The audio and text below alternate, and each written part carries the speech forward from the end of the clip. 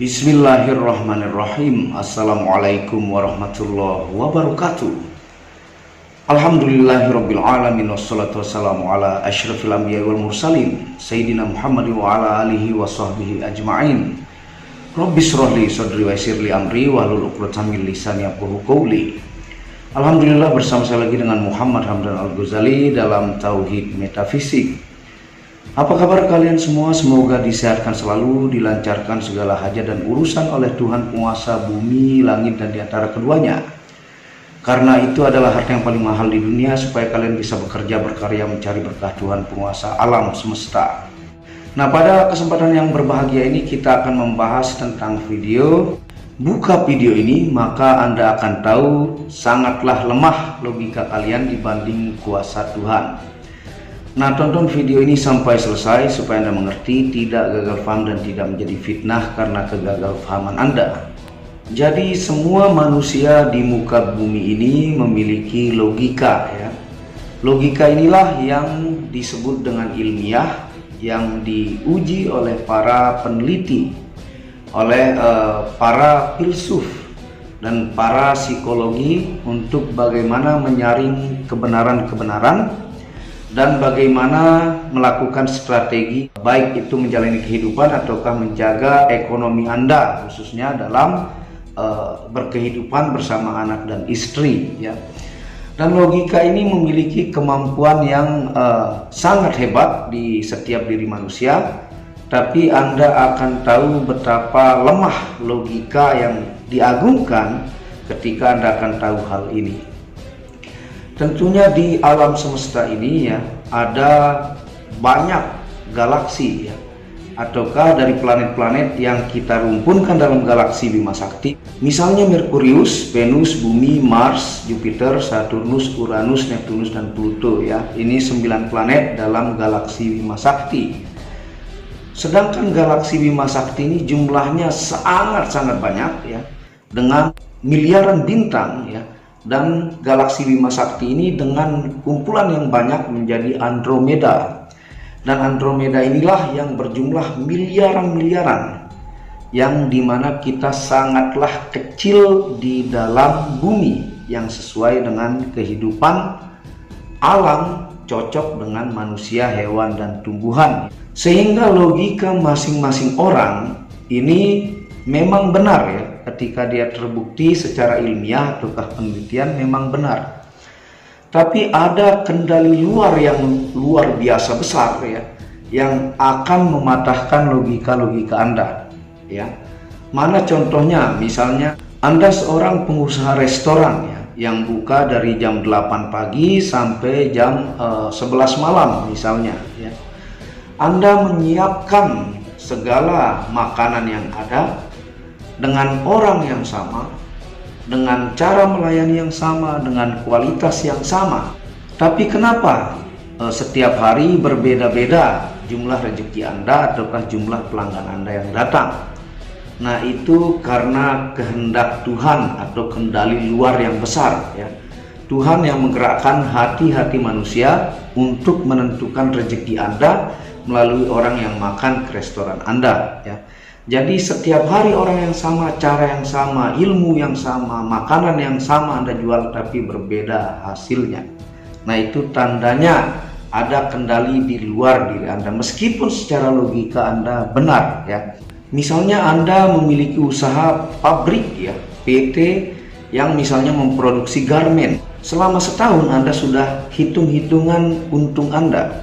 Nah, misalnya bulan ini Anda akan mendapatkan keuntungan 1 miliar. Karena yang kemarin-kemarin sudah untung 800 juta, 900 juta, 1 miliar, dan bulan ini Anda prediksi keuntungan Anda 1 miliar. Dengan logika-logika perusahaan, keuntungan, hukum permintaan dan produksi yang Anda buat sangat lancar, tapi ternyata ada kendali luar. Muncullah COVID-19, ya. Ini semisal contoh. Sehingga semua terbatasi, ya. Tidak boleh pekerja pabrik langsung berkerumun bekerja seperti biasanya.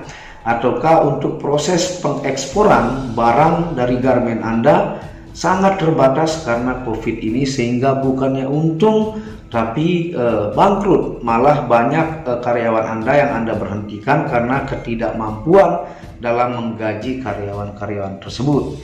Padahal 1 tahun ke belakang Anda sudah hitung dengan sedetail mungkin akan mendapatkan keuntungan 1 miliar. Logika Anda benar ya, tapi ada kendali luar yang menggerakkan alam ini. Misalnya seperti orang-orang di Aceh, ataukah di Sulawesi, ataukah di Lombok ya.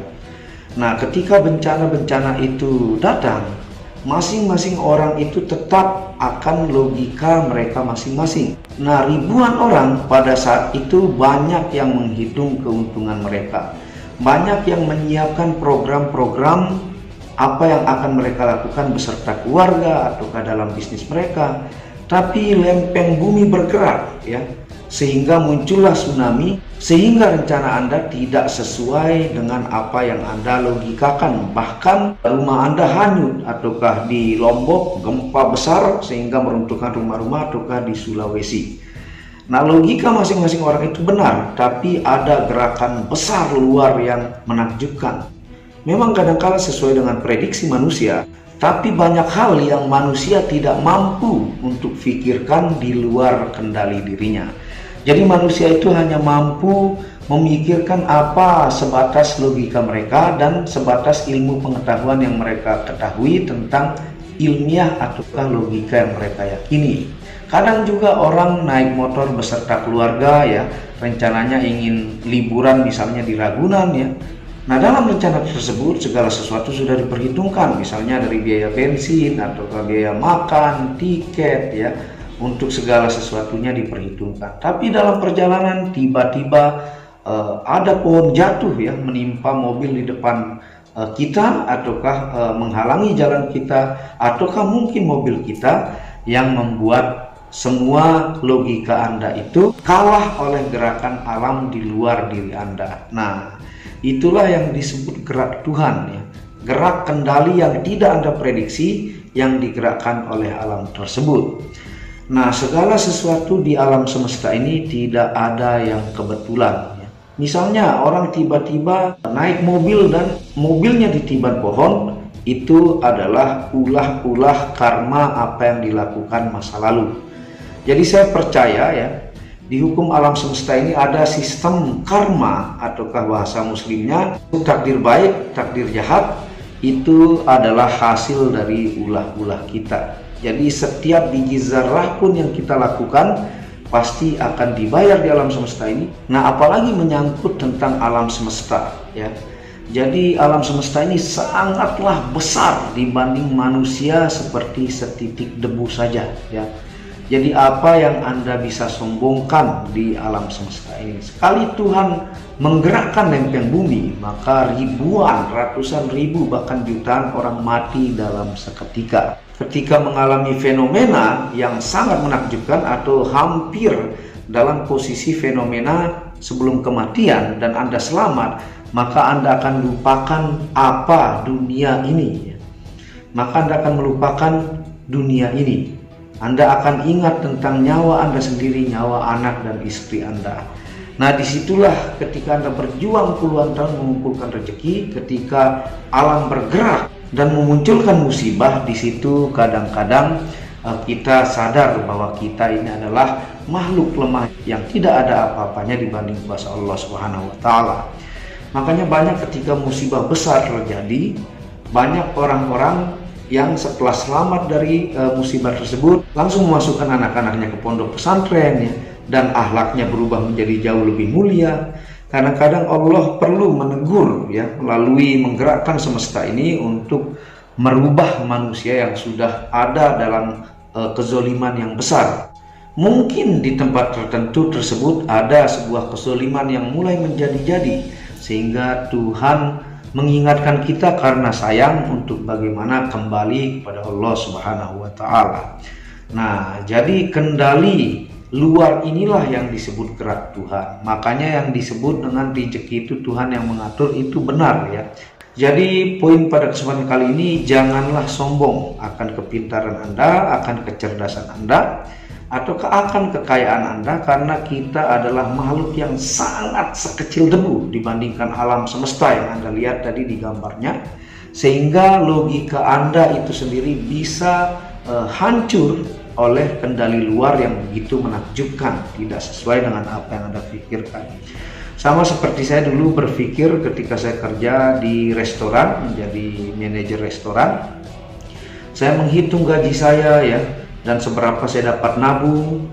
Ternyata saya bisa akan punya rumah yang seharga 200 juta atau 150 juta itu ketika saya berumur 51 tahun.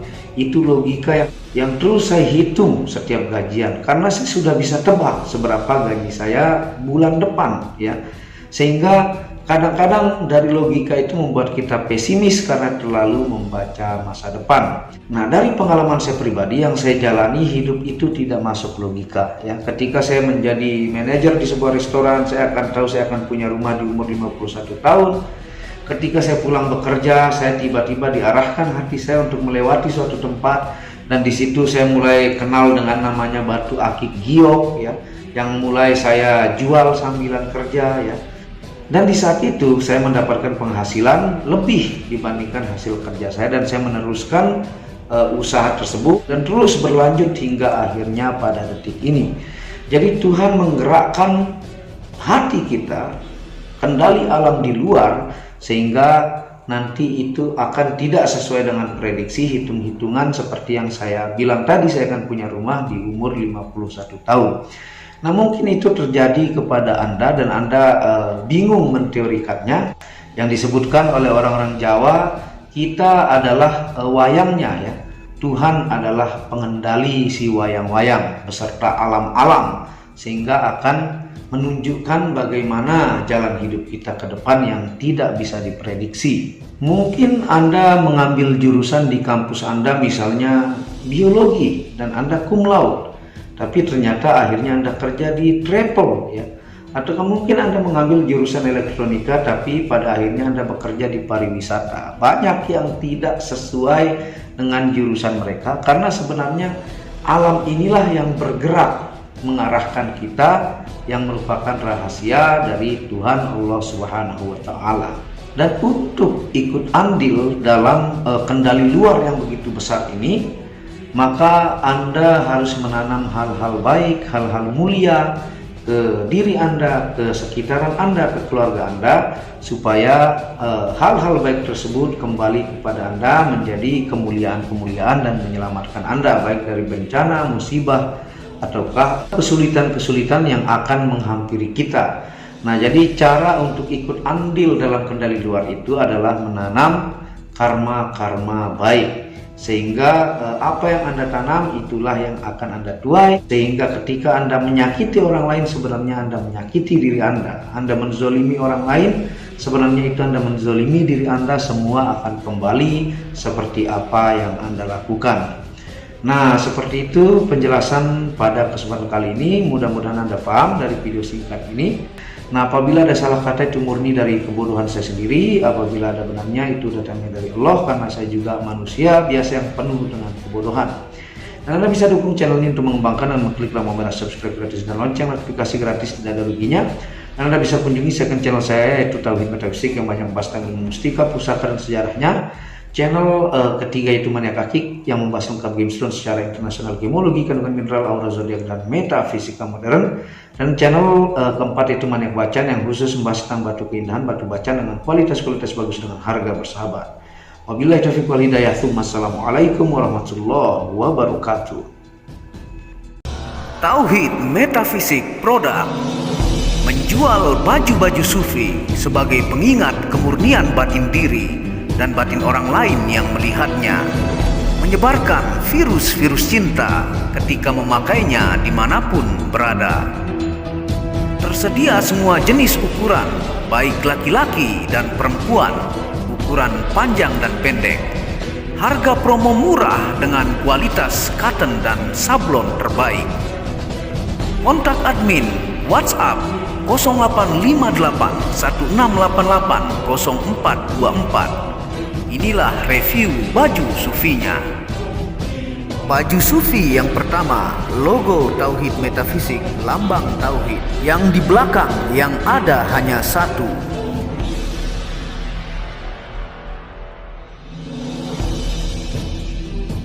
Baju sufi yang kedua, aku lebih memilih menjadi orang murni. Logo di belakang baju adalah Tauhid Metafisik. Baju sufi yang ketiga, ketika hawa nafsu takluk maka damailah dunia. Tulisan di belakang adalah logo Tauhid Metafisik.